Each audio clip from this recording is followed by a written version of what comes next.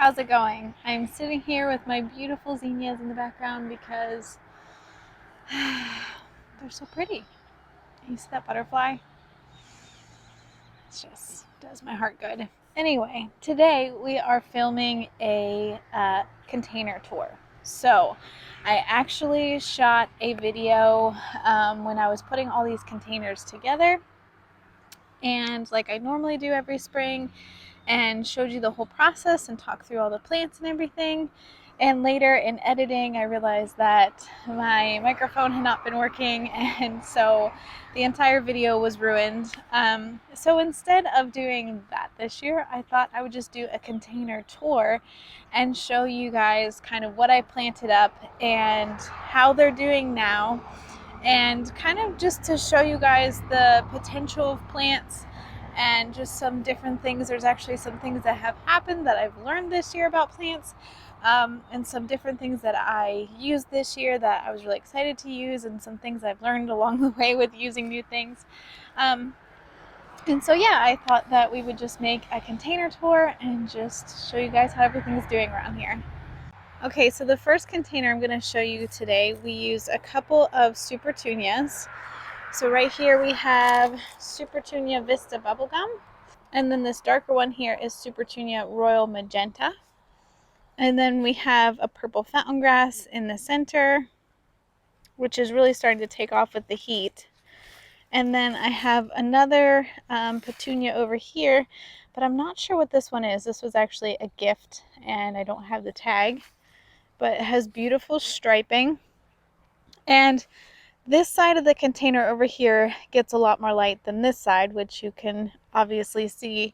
All the plants are wanting to stretch and are doing much better on this side of the container than they are on the other.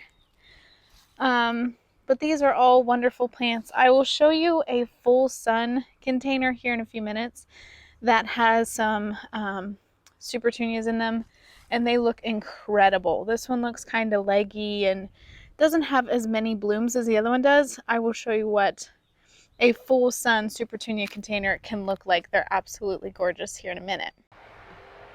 So coming up here on the porch, we have a couple of containers up here. This one over here has a beautiful caladium in it. It has a couple of begonias in it, which we will talk about in a second. This one's looking fabulous. And then another type of begonia here in the back. So I learned some things about begonias this year. This type in particular that has like the bolder leaves that are not as thick. I don't know, these ones are almost like waxy and thicker. These ones are kind of like darker green and not as waxy, but I learned some things about these. As you can see, this one is not so happy.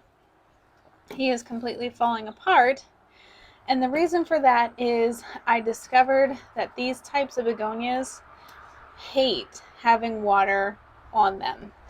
Like as soon as I water this plant and I accidentally splash water on him, he just completely falls apart, and it's so sad. I actually had two of this type of begonia in here. I had one here and I had one back here, and that one died first, and now this guy's falling apart. So tip for begonias, do not get their leaves wet. They don't like it at all. And then coming over here, this is a caladium that I've had for years that I take inside every winter and then bring back out in the summer. He's looking good. And then I planted up a container here full of coleus and a white begonia back here, which is looking beautiful. And my plan for this was that the coleus would actually be the taller layer in the back, and then this begonia would be the shorter layer in the front. And these are finally starting to put some growth on, but this layer, this begonia, is still quite a few inches taller than this guy. So I just turned him around for a while because you couldn't even see our poor coleus, and I think it's gorgeous. Then I have a few odds and ends containers up here that were gifts. I actually was not going to show you guys this container because I haven't done anything to it this year, but I actually thought maybe that was a good idea to show you guys what you can do with perennial things in containers. So this right here is a vinca vine that I have planted in here, and it comes back every year. All these things come back every year. This is some lamium, and this is a hardy mum, and I just planted those up last fall, and they come back, and they will continue to come back every year. Excuse my children's mess back there. That is where they like to make mud pies. So anyway, if you plan your containers, you can actually make containers that will come back every year for you if that's something you would like to do. The next container here is out in front of our garage, and I have a big blue point spruce in the center here. I believe this is his 3rd year there, and this will be his last year. He's getting really big in there, and I think it's time to pull him out and put him into the landscape somewhere. But under him I planted Supertunia Royal Magenta, and I believe this is Supertunia Trailing Silver. I have some beautiful lantana here. This bloomed its first bloom and then kind of fizzled out, and now it's starting to push new blooms. It has like yellow and pink blooms on it. And this guy over here is the same thing, and as you can see, he's starting to push his new blooms. But yeah, I have the same mix of Supertunias the whole way around. And this container is doing really well. As you can see, the flowers are already touching the ground and almost completely engulfing this container. One thing that I might as well point out while we're here, do you see how these flowers are starting to droop towards the bottom? That probably means that this container needs some water. I'm actually going to fertilize later today, and I like to fertilize with Proven Winners water-soluble fertilizer. About every 2 weeks is honestly when I do it. But I don't water my containers as much as some people do. Proven Winners suggest that you use their water-soluble fertilizer every 3rd watering. And for me, I find that about every 2 weeks works just fine. I mean, look at them. Gorgeous.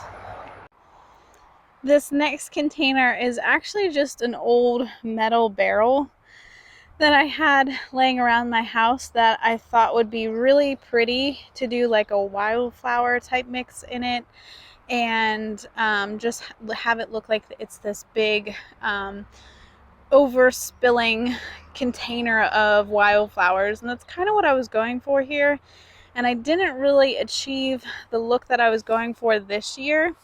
I have a bunch of lamium in here, and it kind of took over. It actually choked out some other plants that I had in here, so I might be pulling him out and trying to fill this with more flowers. But I have some coreopteris in here, which I really should have come out and deadheaded before I showed you guys, but this is real life. And then I also have some beautiful echinacea or coneflower in there. And so, like I said, the idea for this one is like an overflowing wildflower container that is just bursting with life, and we're getting there. We'll see how it goes. But this is another perennial container, so this is not something that I will have to plant up year after year. As soon as I get it to where I want it and it looks the way I like it to, these plants will come back every year for me and look amazing. And this is the last container that I wanted to show you guys today. And this container, honestly, I saved the best for last. This container shows you when you put Supertunias in full sun, and I mean full sun, they love it. They look amazing. So in this container we have some Supertunia Vista Fuchsia, Supertunia Vista Bubblegum. I'm not sure what this one is. This is a petunia that I picked up at a garden center that did not have a tag, but I love the color so much that I decided to grab it anyway. This is a Supertunia Vista Silverberry, and then of course we have a purple fountain grass here in the center.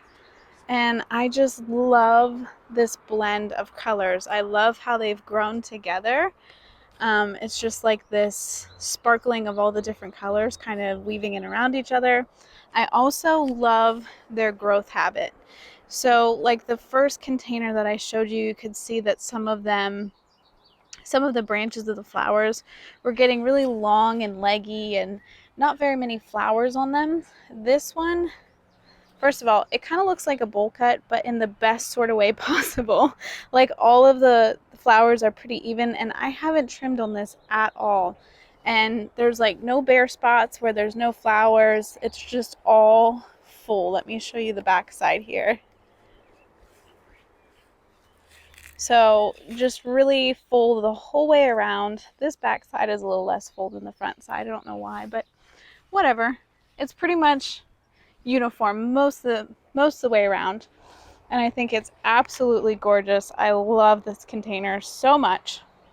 So we're gonna end the container tour here. I really think I saved the best for last. That container that I showed you, the last one, is probably one of the best containers I've ever grown. It's so beautiful.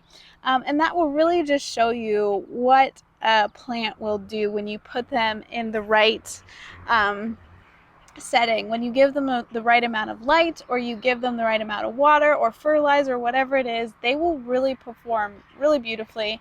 And I've kind of learned certain things about that. Certain places where I want supertunias maybe isn't the best place to grow them. Like the one container, the first one that I showed you, I always want to put supertunias there because I think they're going to be so pretty.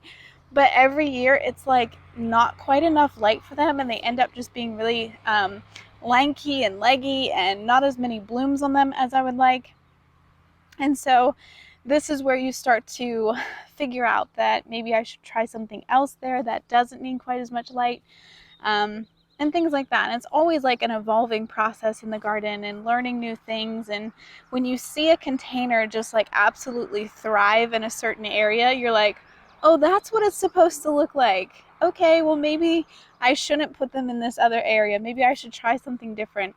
And so we all have different times of that in our garden, and that's kind of how this year has been. It's been like a really big learning year for me, learning about different plants, learning to try different things in different places, even though I want a certain thing there, learning that maybe that's not always the best thing to put there. And if I could put something else there that would do even better, it's probably going to work out so much better and look so much more beautiful. So anyway, yeah, that's the container tour for this year.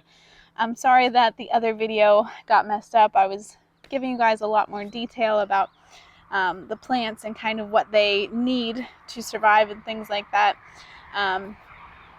But it is what it is. You guys can kind of see them now that they are a couple months in the pots. It is now almost the end of July, so they've probably been in the pots for about 2, almost 3 months now. So just to give you a little bit of an idea of what they will look like in that much time. So yeah. Anyway, I hope you guys enjoyed this video. We'll see you in the next one.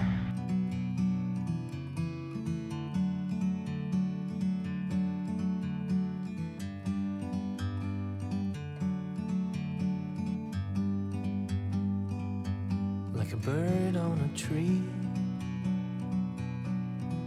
I'm just sitting here